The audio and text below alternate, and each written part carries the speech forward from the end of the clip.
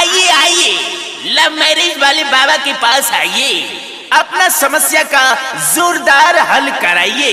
जिससे लड़का नहीं पटता हो, लड़की नहीं सटती हो, मर्दाना पुरुष महिला नंबर लगाएं पहला। पुराना रोगी इतवार को मिले, नए रोगी बाबा के कुटिया में मिले।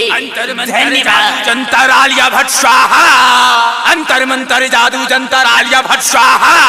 बाबा बाबा बाबा बोलो बालिके। बाबा, हम बहुत प्रॉब्लम में बानी।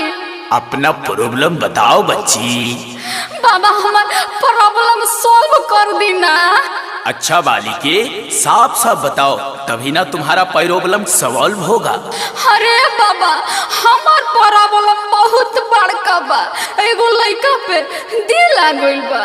इतना बड़ा प्रॉब्लम, इसके लिए तो म्यूजिक बजाना पड़ेगा। चेला म्यूजिक प्लीज। गुरुजी, आटा के लोई वाला बजा दी। चुप तोरा माई के, बर्थडे मनवा दूं। आपन वाला बजाओ। जी गुरुदेव। Recording by Maa Janaki studio, Muzaffarpur. Music by Sabir Babu. आप सुन रहे हैं सिंगर दिव्या राज।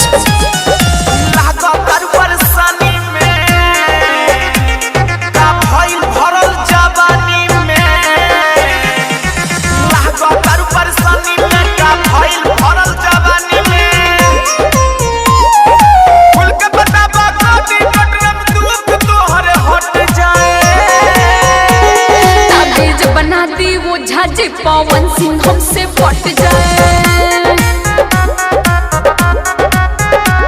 ताबीज बना दी वो झाजी सिंह जी के लड़का पट जाए।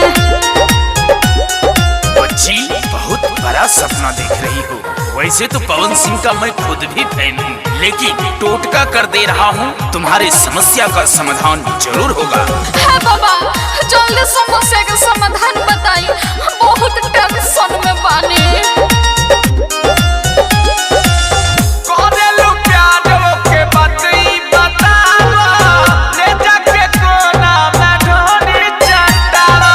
है बाबा, यह समस्या का समाधान बता।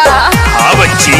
सटीले देह में तो भागे हरक के, रह जाला दिल हमर भीतर धड़क के।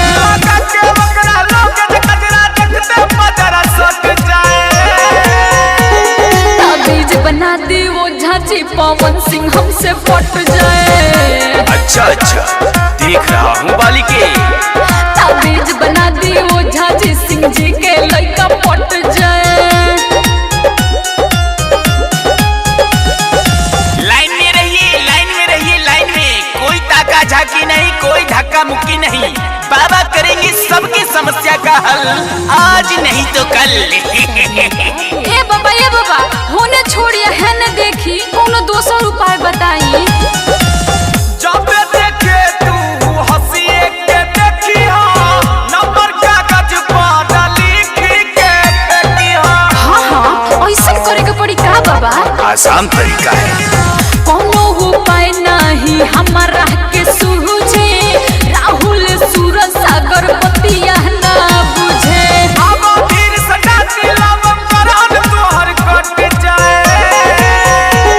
ताबीज बना दी वो झाजी पवन सिंह हमसे पट जाए।